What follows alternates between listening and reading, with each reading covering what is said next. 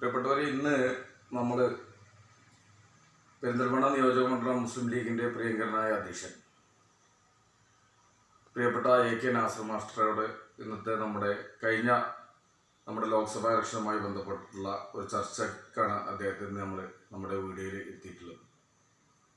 മുസ്ലിം league പ്രസ്ഥാനത്തിന് ഈ കാലം ഇത്രയും ഇല്ലാത്തതിനേക്കാൾ കൂടുതൽ വലിയൊരു ഊർജത്തോടു കൂടി വലിയൊരു ആവേശത്തോടു കൂടി ഈ കഴിഞ്ഞ ലോക്സഭാ തെരഞ്ഞെടുപ്പ് വളരെ സന്തോഷത്തോടു കൂടി വലിയ ഒരു വമ്പിച്ച ഭൂരിപക്ഷത്തോടു കൂടി മുസ്ലിം ലീഗ് വളരെ സന്തോഷിച്ച് നിൽക്കുന്ന പാർട്ടിയുടെ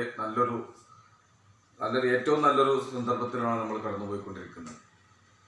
ഈ കഴിഞ്ഞ ലോക്സഭാ തെരഞ്ഞെടുപ്പിൽ മുസ്ലിം ലീഗ് പല കോണുകളിൽ നിന്നൊക്കെ പല ചർച്ചകളൊക്കെ വന്ന് പല ചർച്ചകളൊക്കെ മൊത്തത്തിൽ കേരളത്തിലും ദേശീയ തലത്തിലൊക്കെ ചർച്ച നടന്നപ്പോഴൊക്കെ പക്ഷേ ഇതിൻ്റെ റിസൾട്ട് വന്നു കഴിഞ്ഞപ്പോൾ വളരെ കൃത്യമായി തന്നെ ഞങ്ങളൊക്കെ ഒരു എളിയ പ്രവർത്തകർ എന്നുള്ള നിലയ്ക്ക് ഞങ്ങളൊക്കെ പ്രതീക്ഷിക്കുന്നതിനേക്കാൾ അപ്പുറം വലിയൊരു മാർജിനിൽ മുസ്ലിം ലീഗിൻ്റെ സ്ഥാനാർത്ഥികളെ വിജയിക്കുകയും അതോടൊപ്പം തന്നെ മുസ്ലിം ലീഗിൻ്റെ നല്ലൊരു പ്രതാപകാലമായിട്ടാണ് ഞങ്ങളൊക്കെ കണക്കാക്കുന്നത്. അപ്പോൾ കഴിഞ്ഞ തെരഞ്ഞെടുപ്പിൽ കൃത്യമായി തന്നെ ഇവിടെ മലപ്പുറം ലോക്സഭാ മണ്ഡലത്തിൽ പെരിന്തൽമണ്ണ നിയോജക മണ്ഡലം കമ്മിറ്റിയുടെ ആ UDF സംവിധാനത്തിൻ്റെ അതിന് നേതൃത്വം വഹിച്ച് ആ തെരഞ്ഞെടുപ്പിൽ ബഹുമാനായ ET മുഹമ്മദ് ബഷീർ സാഹിബിനെ വിജയിപ്പിക്കുന്നതിന് വേണ്ടി വലിയൊരു മുന്നേറ്റം തന്നെ നടത്തുകയുണ്ടായി. അതോടൊപ്പം തന്നെ നമ്മുടെ പഴയ ആ ഒരു നിയമസഭാ സ്റ്റാറ്റസും നിലവിലെ നമ്മൾ ഇപ്പോൾ ജയിച്ചിട്ടുള്ള സ്റ്റാറ്റസിനെ കുറിച്ചും ഒക്കെ ബഹുമാനായ നാസർ മാസ്റ്റർ സൂചിപ്പിക്കും. അതോടൊപ്പം തന്നെ ദേശീയ രാഷ്ട്രീയവും നമ്മൾ ഇതോടൊപ്പം തന്നെ ചർച്ചയിൽ കൊണ്ടുവരാൻ ഉദ്ദേശിക്കുന്നത്. അപ്പോൾ എല്ലാവർക്കും ഈ വീഡിയോയിലേക്ക് സ്വാഗതം ചെയ്യുകയാണ്. അതോടൊപ്പം തന്നെ പ്രിയപ്പെട്ട ഞങ്ങളുടെ മുസ്ലിം ലീഗിൻ്റെ പ്രസിഡന്റ് എന്നതിനേക്കാൾ ഉപരി താഴേക്കോട് മഹല്ല് നിർമ്മാണ കമ്മിറ്റിയുടെ ജനറൽ കൺവീനർ കൂടിയാണ് ബഹുമാനായ നാസർ മാഷെ. കഴിഞ്ഞ 3-ാം തീയതി കോഴിക്കോട് പാലക്കാട് ഹൈവേയിൽ ഇന്നോളം കണ്ടിട്ടില്ലാത്ത രൂപത്തിൽ മനോഹരമായ ഒരു മസ്ജിദ് പുനർനിർമ്മിച്ചതിലേക്ക് ഉദ്ഘാടന കർമ്മം നിർവഹിച്ച് അതിൻ്റെ ജനറൽ കൺവീനർ എന്നുള്ള നിലക്ക് അതിൻ്റെ നേതൃത്വം വഹിച്ച ഒരു ഭാരവാഹി കൂടിയാണ്. അപ്പോൾ ഏതായാലും ഇന്നത്തെ ചർച്ചയിൽ എല്ലാവർക്കും ആദ്യമായി പരിപറ്റുന്ന ആശംസകൾ നേർന്നുകൊണ്ട് ഇന്നത്തെ ചർച്ചയിൽ നമ്മുടെ കഴിഞ്ഞ തെരഞ്ഞെടുപ്പുമായി ബന്ധപ്പെട്ടുള്ള ചർച്ചയിലേക്ക് ബഹുമാനൻ നാസർ മാഷെ ക്ഷണിക്കുകയാണ്. നിയോജക മണ്ഡലത്തിലെ വലിയ മുന്നേറ്റം നമുക്കുണ്ടായിട്ടുണ്ട്. അപ്പോൾ അതേക്കുറിച്ച് വളരെ കാര്യമായി തന്നെ നാസർ മാഷ് നമ്മോട് സംസാരിക്കും. എന്ന് അദ്ദേഹത്തെ ആദരവോടെ ക്ഷണിക്കും. ഈ കഴിഞ്ഞ ലോക്സഭാ തെരഞ്ഞെടുപ്പിന് മലപ്പുറം പാർലമെൻറ്റ് മണ്ഡലത്തിൽ വളരെ വലിയ ഭൂരിപക്ഷമാണ് നേടാൻ പറ്റിയത്. മാത്രമല്ല, നമ്മുടെ കേരളത്തിൽ തന്നെ UDFന് കഴിഞ്ഞ 2019 തെരഞ്ഞെടുപ്പ് പോലെ തന്നെ വലിയ മുന്നേറ്റം ഉണ്ടാക്കാൻ സാധിച്ചിട്ടുണ്ട്. 20-ൽ 18 സീറ്റും നേടി മികവ് പുലർത്തിക്കൊണ്ട് മുന്നോട്ട് പോകുന്നൊരു സാഹചര്യം UDFനുണ്ടായിട്ടുണ്ട്. പൊതുവെ ഇത്തരം ഒരു ഭൂരിപക്ഷത്തിലേക്ക് എത്താനുള്ള സാഹചര്യം കേന്ദ്രം ഭരിക്കുന്ന BJP ഫാസിസ്റ്റ് ഗവൺമെൻറ്റിനെതിരെയുള്ള വൈകാരികമായിട്ടുള്ള ഒരു ആളുകളുടെ ഒരു വിധിയെഴുത്താണ് ഒന്ന്. മറ്റൊന്ന്, സംസ്ഥാനം ഭരിക്കുന്ന CPM പിണറായി വിജയൻ ഇവിടെ നിത്യേന വിലക്കയറ്റം ഉണ്ടാകുന്ന രൂപത്തിലുള്ള നടപടികളുമായി ബന്ധപ്പെട്ട് മുന്നോട്ട് പോകുമ്പോൾ തനിക്കും കുടുംബത്തിനും മാത്രമാണ് ഈ ഒരു ഭരണം കൊണ്ട് നേട്ടമുള്ളത് എന്ന് തോന്നത്തക്ക രൂപത്തിലുള്ള പല സമീപനങ്ങൾ സ്വീകരിക്കുമ്പോൾ അതൊക്കെ UDFന് അനുകൂലമായിട്ട് വരികയുണ്ടായത്. അതോടൊപ്പം തന്നെ പെരിന്തൽമണ്ണ മണ്ഡലത്തിൽ നമുക്ക് ചിട്ടയായ പ്രവർത്തനം കാഴ്ചവെച്ചുകൊണ്ട് കഴിഞ്ഞ കാലങ്ങളിലൊക്കെ ഉള്ളതിനേക്കാൾ വലിയ മുന്നേറ്റം നടത്താൻ സാധ്യമായിട്ടുണ്ട്. കുഞ്ഞാലിക്കുട്ടി സാഹിബോടെ മത്സരിച്ച സമയത്ത് ഏകദേശം 23,000-ൽ പരം വോട്ടുകളുടെ ഭൂരിപക്ഷം നേരത്തെ കിട്ടിയിട്ടുണ്ട്. ഈ പ്രാവശ്യം 26,799 വോട്ടിൻ്റെ ഭൂരിപക്ഷത്തിനാണ് പെരിന്തൽമണ്ണയിൽ ET മുഹമ്മദ് ബഷീർ സാഹിബിന് നമുക്ക് ഭൂരിപക്ഷം കൊടുക്കാൻ പറ്റിയത്. അദ്ദേഹത്തിന് പാർലമെൻറ്റ് മണ്ഡലത്തിൽ 3 ലക്ഷത്തിലധികം വോട്ട് കിട്ടിയിട്ടുണ്ട്. അപ്പോൾ ഇത് ആളുകളുടെ ഒരു ഇപ്പോഴത്തെ ഭരണത്തിനെതിരെയുള്ള ഒരു വൈകാരികമായിട്ട് നേരത്തെ മോദി ഭരിച്ചപ്പോൾ ഉണ്ടായിരുന്ന ആ ഒരു ഭരണത്തിനെതിരെയുള്ള വൈകാരികമായ ഒരു സമീപനമാണ് ഒന്നാമതായിട്ട് ഉണ്ടായിട്ടുള്ളത്. കാരണം ഈ രാജ്യം നിലനിൽക്കണോ അതോ ഇവിടുത്തെ ഭരണഘടന ഭേദഗതി ചെയ്യപ്പെടുകയും അതുപോലെ തന്നെ ഇവിടെ സിവിൽ കോഡ് നടപ്പിലാക്കുകയും അതേപോലെ തന്നെ CAA നടപ്പിലാക്കുകയും ഒക്കെ ചെയ്യുമെന്ന് പറഞ്ഞ് ഇവിടെ പ്രത്യേകിച്ച് ന്യൂനപക്ഷങ്ങൾക്ക് ഭയപ്പാടുണ്ടാക്കുന്ന രൂപത്തിലുള്ള സമീപനവുമായി ബന്ധപ്പെട്ട് BJP മുന്നോട്ട് പോയപ്പോൾ അതിനെതിരെ ശക്തമായൊരു വിധിയെഴുത്താണ് ഉണ്ടായിട്ടുള്ളത്. അതിൽ എല്ലാ വിഭാഗം ആളുകളുടെയും സപ്പോർട്ട് ഈ ഇലക്ഷന് കിട്ടിയിട്ടുണ്ട്. അപ്പോൾ അതോടൊപ്പം തന്നെ നേരത്തെ സൂചിപ്പിച്ചതുപോലെയുള്ള ഒരു പ്രവർത്തനത്തിൻ്റെ ഒരു മികവ് കൂടി ഈ തെരഞ്ഞെടുപ്പിന് ഉണ്ടായിട്ടുണ്ട് എന്നുള്ളതാണ് യാഥാർത്ഥ്യം. പിന്നെ മുസ്ലിം ലീഗിൻ്റെ സ്ഥാനാർത്ഥി മത്സരിച്ച മറ്റൊരു സ്ഥലമാണ് Ponnani. Doctor AP Abdussamad Samadani Sahib MP അദ്ദേഹം അവിടെയാണ് മത്സരിച്ചത്. അപ്പോൾ അദ്ദേഹത്തിന് ഈ പറഞ്ഞ പോലെ വളരെ വലിയ ഒരു ഭീഷണി നേരിടുന്ന അല്ലെങ്കിൽ വെല്ലുവിളി നേരിടുന്നൊരു മണ്ഡലമാണ് പലപ്പോഴും പൊന്നാനി. മലപ്പുറത്തിൻ്റെ അത്ര സേഫ് അല്ല എന്നുള്ള സാഹചര്യമാണ് പലപ്പോഴും ഉന്നയിക്കപ്പെടാറുള്ളത്. പക്ഷെ മുസ്ലിം ലീഗിനെ സംബന്ധിച്ചിടത്തോളം പൊന്നാനി ഒരു പ്രശ്നമായിട്ട് എപ്പോഴും തോന്നാറില്ല. എതിരാളികൾ വലിയ വെല്ലുവിളി നടത്തിക്കൊണ്ട് അവിടെ മുസ്ലിം ലീഗ് പതറും അതുപോലെ പരാജയപ്പെടും എന്നൊക്കെ പറഞ്ഞ് പ്രചരിപ്പിക്കുന്ന ഒരു ഇലക്ഷനാണ് ഉണ്ടായത്.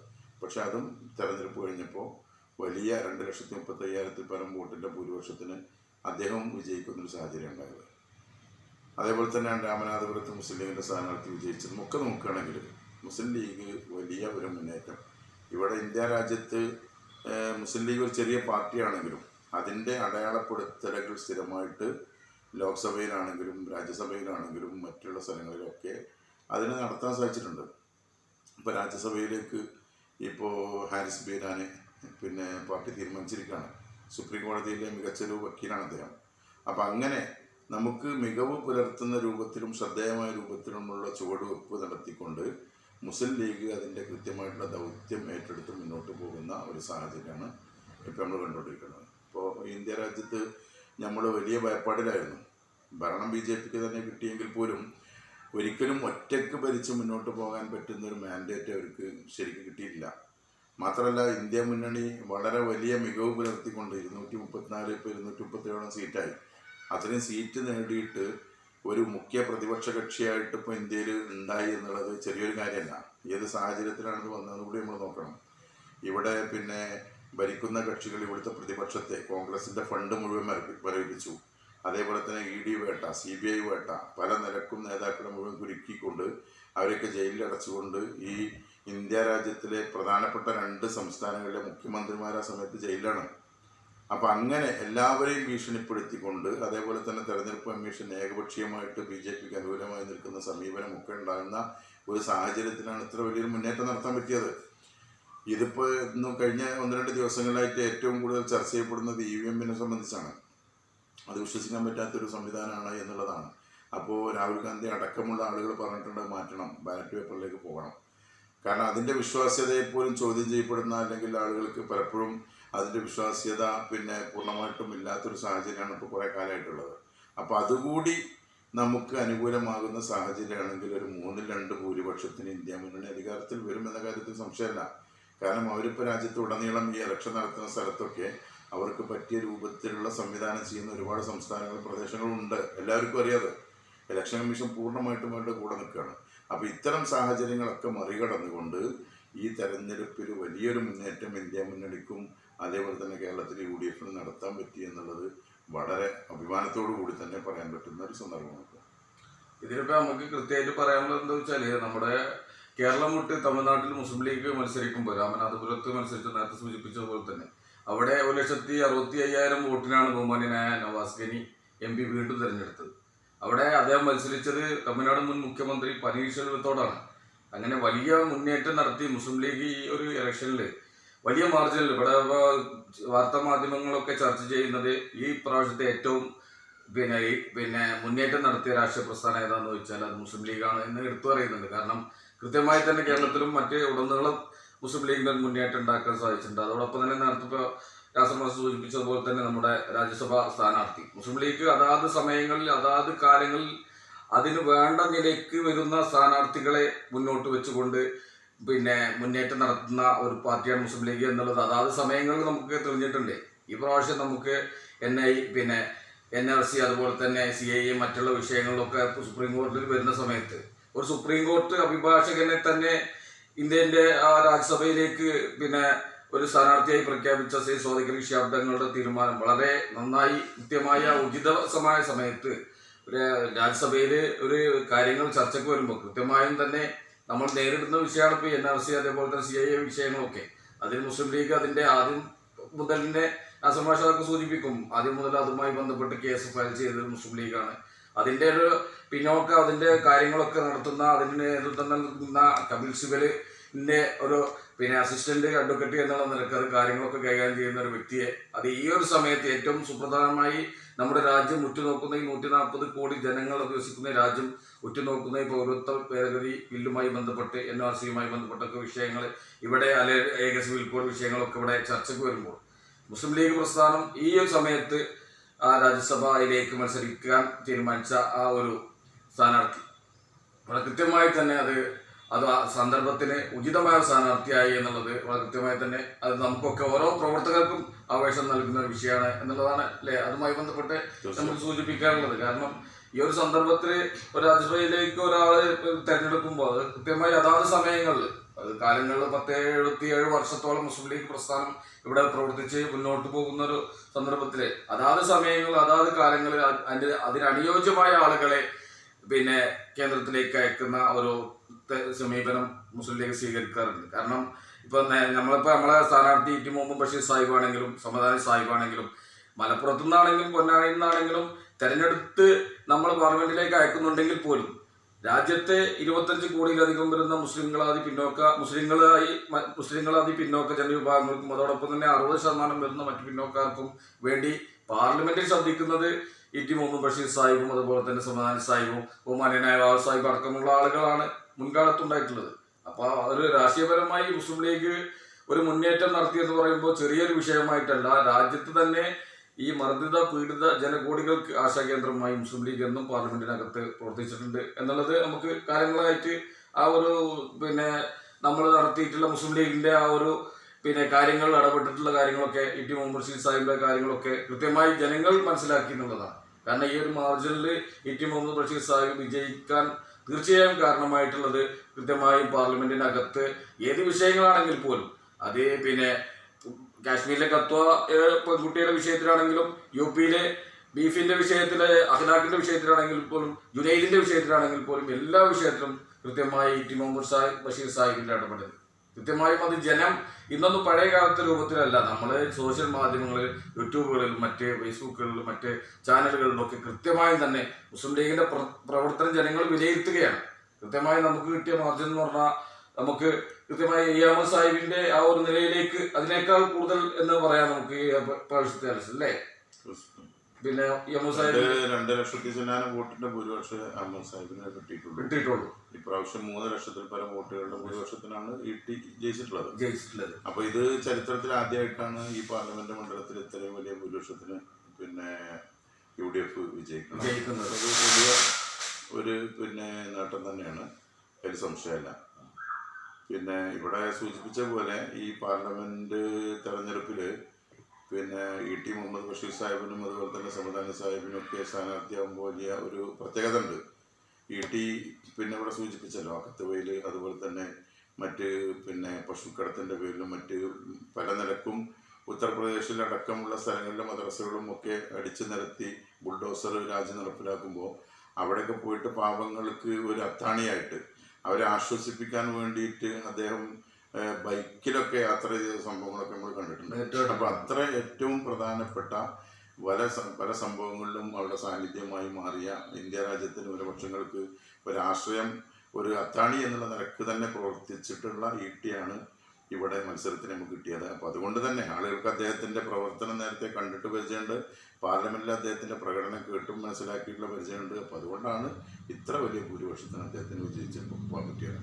അത് കൃത്യമായി ഈ യുവാക്കളടക്കം കൃത്യമായി പുതിയ വോട്ടർമാരടക്കം അദ്ദേഹത്തെ പിന്തുണച്ചു എന്നുള്ളത് വളരെ ആശാവകരമാണ്. കാരണം അദ്ദേഹത്തിന്റെ ഒരു വിശ്വാസം അർപ്പിച്ചു എന്നുള്ളത് നമുക്ക് എടുത്തു പറയാൻ കഴിയില്ല. ഈ ഒരു തെരഞ്ഞെടുപ്പിൽ നമുക്കുണ്ടായ ഒരു പോസിറ്റീവ് എനർജി എന്ന് പറഞ്ഞ ബഹുമാന്യനായ രാഹുൽ ഗാന്ധിയുടെ രാജ്യത്തിന്റെ ഒരറ്റത്തു നിന്ന് മറ്റേ അറ്റത്തേക്കുള്ള അദ്ദേഹത്തിന്റെ ആ ഒരു കാൽനട പ്രചരണ യാത്ര 4000 കിലോമീറ്റർ അധികമുള്ള ഒരു യാത്ര കൃത്യമായി തന്നെ ജനഹൃദയങ്ങളിൽ രാജ്യത്ത് ഈ ഒരു ഏറ്റവും ജനങ്ങളൊക്കെ നേരത്തെ ഇപ്പോൾ നാസർ സൂചിപ്പിച്ച പോലെ തന്നെ ഈ വിഷയങ്ങളിലൊക്കെ ഒരു ഭയപ്പാടിൽ നിൽക്കുന്ന നമ്മുടെ രാജ്യത്തെ 130-ലധികം കോടി വരുന്ന ജനങ്ങള് വളരെ ഭയപ്പാടിൽ നിൽക്കുന്ന സമയത്ത് ആ രാഹുൽ ഗാന്ധിയുടെ ആ ഒരു യാത്ര വളരെ കൃത്യമായി തന്നെ അത് ഉൾക്കൊണ്ടു.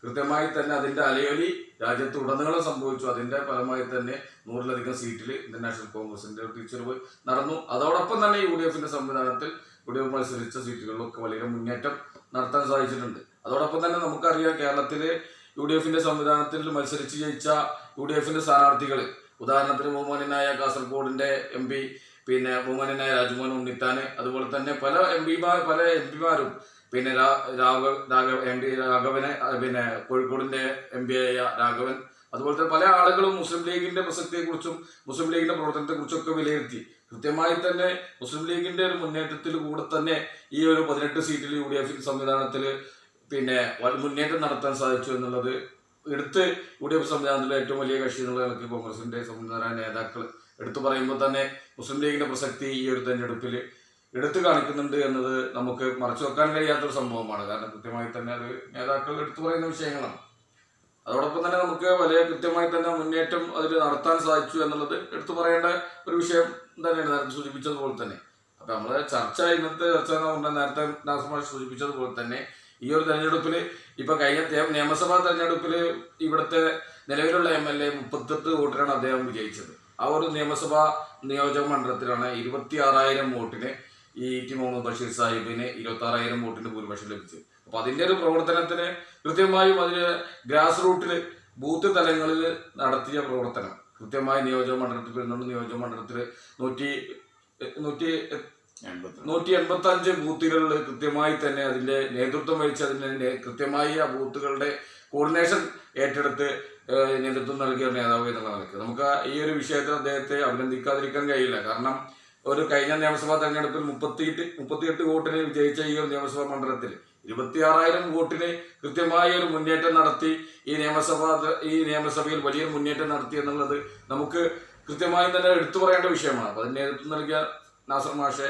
ഹൃദയംഗമായി അഭിനന്ദിക്കുകയാണ്. അതോടൊപ്പം തന്നെ ഈ തെരഞ്ഞെടുപ്പുമായി ബന്ധപ്പെട്ട് STUയുടെ ഒരു വലിയ പ്രവർത്തനം എന്നുള്ള നിലയ്ക്ക് പെരിന്തൽമണ്ണ ടൗണിൽ ഓരോ കടകളിലും ഇറങ്ങി കടകൾ നേരിട്ട് ചെന്ന്, അതുപോലെ തന്നെ ബസ് സ്റ്റാൻഡുകളിലൊക്കെ നേരിട്ട് ചെന്ന് STUയുടെ നേതൃത്വത്തിലൊക്കെ വോട്ട് അഭ്യർത്ഥിക്കുന്ന ഒരു അവസ്ഥ ഞങ്ങളൊക്കെ നേരിട്ട് പ്രവർത്തനത്തിൽ ഇറങ്ങി. കൃത്യമായി ഞങ്ങളുടെ നാസർ മാഷ് അടക്കമുള്ള ഞങ്ങളുടെ ബൂത്തിൽ കൃത്യമായി 289 വോട്ടിന്റെ ഒരു ഭൂരിപക്ഷമാണ് നമ്മളെ താഴെക്കോട് പഞ്ചായത്ത് 87-ാം നമ്പർ ബൂത്തിൽ ലഭിച്ചത്. അങ്ങനെ എല്ലാ പഞ്ചായത്ത് തലങ്ങളിലും പിന്നെ നിയോജക മണ്ഡലത്തിലും അതോടൊപ്പം തന്നെ ജില്ലാ തലങ്ങളിലും ഒക്കെ കൃത്യമായ ഒരു മുന്നേറ്റം നടത്താൻ സാധിച്ചിട്ടുണ്ട്. ഏതായാലും അതിന് നേതൃത്വം നൽകിയ നേതാക്കളെ നമ്മൾ ഈ ഒരു സമയത്ത് അഭിനന്ദിക്കാൻ ഈ സമയം ഉപയോഗപ്പെടുത്തുക എന്നുള്ളത് മാത്രമാണ് നമ്മുടെ ഈ ഒരു ചർച്ച കൊണ്ട് ഉദ്ദേശിച്ചത്.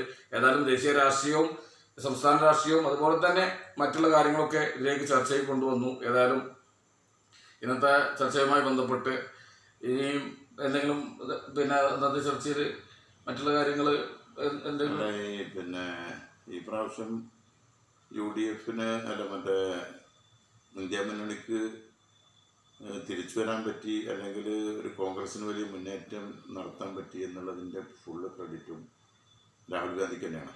ഇന്ത്യയെ തിരിച്ചു കൊണ്ടുവന്നത് അദ്ദേഹമാണ്. ഇവിടെ പറഞ്ഞ പോലെ ഭാരത് ജോഡോ യാത്ര, രണ്ടാമത് നടത്തിയ ഭാരത് ജോഡോ ന്യായ യാത്ര, ഇതിലൂടെ ഇന്ത്യ രാജ്യത്ത് മൊത്തം പിന്നെ ആദ്യത്തേതിൽ 4,000-ൽ പരം കിലോമീറ്ററും പിന്നത്തിൽ 7,000-ഓളം കിലോമീറ്ററും അദ്ദേഹം ഇന്ത്യയിൽ തലങ്ങും വിലങ്ങും നടന്നിട്ട് ഇന്ത്യയിലെ ഓരോരുത്തരുടെയും ഹൃദയമിടിപ്പും പ്രയാസങ്ങളും നേരിട്ട് മനസ്സിലാക്കി ആശ്വാസം നൽകി എന്നുള്ളത് കൊണ്ട് തന്നെയാണ് ഈ ഒരു വിജയത്തിലേക്ക് എത്തിയത്. സാധാരണക്കാരുടെ മനസ്സിലേക്ക് എത്തി. തീർച്ചയായിട്ടും അദ്ദേഹം അല്ലെങ്കിൽ ഒരിക്കലും നമുക്ക് ഈ രൂപത്തിലൊരു മുന്നേറ്റം ഇന്ത്യ രാജ്യത്ത് സാധ്യമല്ല. കാരണം ആ രൂപത്തിലെല്ലാ സംവിധാനങ്ങളും ഇവിടുത്തെ പിന്നെ ഭരണ സംവിധാനങ്ങളും മുഴുവൻ BJP വൽക്കരിച്ചുകൊണ്ട് ഒരിക്കലും മറ്റൊരു കക്ഷിക്ക് അധികാരം തിരിച്ചു കിട്ടാത്ത വിധത്തിലുള്ള സംവിധാനങ്ങളുമായിട്ട് അവർ മുന്നോട്ട് പോവാണ്. അപ്പോൾ അവരെപ്പോലും അത്ഭുതപ്പെടുത്തിക്കൊണ്ട് അവരെപ്പോലും നെട്ടിക്കുന്ന റിസൾട്ടാണ് മോദിക്ക് പോലും ഉണ്ടായിട്ടുള്ളത്. മോദി ലോക്സഭാ മണ്ഡലത്തിൽ 3 ലക്ഷത്തോളം പിന്നെ വോട്ടിന്റെ കുറവല്ല ഉണ്ടായിട്ടുള്ളത്. 3.5 ലക്ഷത്തോളം പിന്നെ വോട്ടിന്റെ കുറവുണ്ടായിട്ടുള്ളൂ. 1.5 ലക്ഷം വോട്ട് അപ്രാവശ്യം ഉണ്ടായിട്ടുള്ളൂ. അത് ശരിക്ക് അവിടെ പ്രിയങ്ക ഗാന്ധി പോലത്തെ ആൾ നിന്നിട്ടുണ്ടെങ്കിൽ മോദി തോൽക്കുമായിരുന്നു. അത്ര വലിയ മുന്നേറ്റമാണ് അവിടെയൊക്കെ പിന്നെ ഹിന്ദി ബെൽറ്റിൽ ഈ ഇന്ത്യ മുന്നണിക്ക് ഉണ്ടാക്കാൻ പറ്റിയിട്ടുള്ളത്. നമ്മൾ പ്രതീക്ഷിച്ചതിനേക്കാൾ കൂടുതൽ വലിയ മുന്നേറ്റം. ഒരിക്കലും അവിടെ നിന്ന് ആ രൂപത്തിലൊരു തിരിച്ചുവരവ് പ്രതീക്ഷയല്ല. അപ്പൊ അങ്ങനെ ഒരു ഇന്ത്യ രാജ്യം എന്ന് പറഞ്ഞാൽ ഒരു വർഗീയ മനസ്സുള്ള ആളുകളല്ല എന്നുള്ളത് മനസ്സിലാക്കാൻ കൂടി നമുക്ക് ഈ തെരഞ്ഞെടുപ്പിന് പറ്റി. കാരണം ഇവിടെ പിന്നെ ഹൈന്ദവ സമുദായത്തിൽപ്പെട്ട ആളുകൾ ബഹുഭൂരിഭാഗവും ഒരിക്കലും ഹൈന്ദവതയുടെ കൂടെ ഹിന്ദുത്വത്തിന്റെ കൂടെ നിൽക്കുക എന്നുള്ളത് അവരുടെ മനസ്സിലില്ല. അവർ മതേതര സംവിധാനത്തോടു കൂടി രാജ്യത്തെ കൊണ്ടുപോകാൻ വേണ്ടിയിട്ടുള്ള പിന്നെ മാനസികാവസ്ഥയിലാണ്. അതാണ് ഇപ്പോൾ ഈ തെരഞ്ഞെടുപ്പ് തെളിയിച്ചത്. അപ്പം അതുകൊണ്ട് ഇന്ത്യ ഒരിക്കലും ഒരു വർഗീയമായിട്ടുള്ള ചേരിതിരിവ് അല്ലെങ്കിൽ ആ രൂപത്തിലേക്ക് പോകില്ല എന്നുള്ളത് ഈ തെരഞ്ഞെടുപ്പിൽ നമുക്ക് മനസ്സിലാക്കാൻ പറ്റി. പിന്നെ ഇപ്പൊ ഈ പറഞ്ഞ നമ്മളെ പിന്നെ മണ്ഡലത്തിലുള്ള 182 ബൂത്തിൽ ചിട്ടയായ പ്രവർത്തനം തന്നെ നമ്മൾ നടത്തിയത്. അപ്പോൾ അതിൻ്റെ ഭാഗമായിട്ടൊക്കെ തന്നെയാണ് ഈ രൂപത്തിലുള്ളൊരു മികവ് പുലർത്തിയത്. ഇപ്പോൾ എന്താണ് മണ്ഡലം മുസ്ലിം കമ്മിറ്റി 5G വാരിയേഴ്സ് എന്ന് പറഞ്ഞൊരു ടീമിനെ പിന്നെ ബൂത്ത് തലത്തിൽ സെറ്റപ്പ് ആക്കിയിട്ടുണ്ട്. അപ്പോൾ അതിൻ്റെ കൂടി പ്രവർത്തനം, അതിൻ്റെ കൂടി മികവ് ഈ പ്രാവശ്യം ഉണ്ടായിട്ടുണ്ട് എന്ന കാര്യത്തിൽ തർക്കമില്ല. എന്തായാലും പിന്നെ തീർച്ചയായിട്ടും ഇത് പിന്നെ നമുക്ക് ശുഭപ്രതീക്ഷ നൽകുന്ന ഒരു തെരഞ്ഞെടുപ്പാണ്. ഈ കയ്യിൽ എത്തിയ ഒരു ഭരണം അത് നഷ്ടപ്പെട്ടിട്ടുള്ളത് ഒരിക്കലും പിന്നെ നിരാശപ്പെടേണ്ട രൂപത്തിലല്ല, വലിയ സന്തോഷത്തിന് നൽകുന്ന രൂപത്തിലുള്ള ഒരു പ്രതിപക്ഷമായിട്ട് തന്നെയാണ് ഇപ്പോൾ നിലനിൽക്കുന്നത്. എന്തായാലും ഈ സംവിധാനം മാറി EVM ഒക്കെ മാറ്റിയിട്ട് ബാലറ്റ് പേപ്പറിലേക്ക് പോരുകയാണെങ്കിൽ നിർബന്ധമായിട്ടും തീർച്ചയായിട്ടും നമുക്ക് ഈ അധികാരം തിരിച്ചു കിട്ടുമെന്ന കാര്യത്തിൽ സംശയമില്ല. അതിലേക്കുള്ള ഒരു പ്രയാണമാണ് ഇനി നടത്താൻ പോകുന്നത് എന്നുള്ളതാണ് സൂചിപ്പിക്കേണ്ടത്. അതായത് പാർലമെന്റിൽ നമുക്കൊക്കെ പിന്നെ ഏതായാലും 3-2 ഭൂരിപക്ഷമൊക്കെ ഉണ്ടാകുന്ന BJPക്ക് ഇനിയിപ്പോൾ ഒരു കാര്യങ്ങളുമായിട്ട് മുന്നോട്ട് വരുമ്പോൾ കൃത്യമായും പ്രതിപക്ഷ നേതാവായി രാഹുൽ ഗാന്ധിയുടെ ആ ഒരു സാന്നിധ്യം, അതോടൊപ്പം തന്നെ കൃത്യമായി പ്രതിപക്ഷത്ത് നല്ലൊരു സെറ്റപ്പോട് കൂടെ നിൽക്കുമ്പോൾ പെട്ടെന്ന് കാര്യങ്ങളൊക്കെ മുന്നോട്ട് കൊണ്ടുപോകുന്നതിലൊക്കെ കുറച്ച് ബുദ്ധിമുട്ടും ഇതൊക്കെ ഉണ്ട്. അതോടൊപ്പം തന്നെ ഒരു 2 ദിവസം മുമ്പ് പിന്നെ കോൺഗ്രസിന്റെ ബഹുമാന്യനായ നേതാവ് ഖാർഗെയൊക്കെ പറഞ്ഞ് ഈ ഒരു ഭരണം കൂടുതൽ നീണ്ടുപോകില്ല എന്നൊക്കെ പറയുമ്പോൾ നമുക്കൊക്കെ ശുഭപ്രതീക്ഷകളുണ്ട്. കാരണം പിന്നെ ഒപ്പം നിൽക്കുന്ന ആളുകളൊക്കെ ന്യൂനപക്ഷങ്ങളുമായി ബന്ധപ്പെട്ട വിഷയങ്ങളിലൊക്കെ കൃത്യമായും ഒപ്പം നിൽക്കുന്ന ഘടകകക്ഷികളൊക്കെ NDA ഘടകകക്ഷികളൊക്കെ പറഞ്ഞിട്ടുണ്ട്.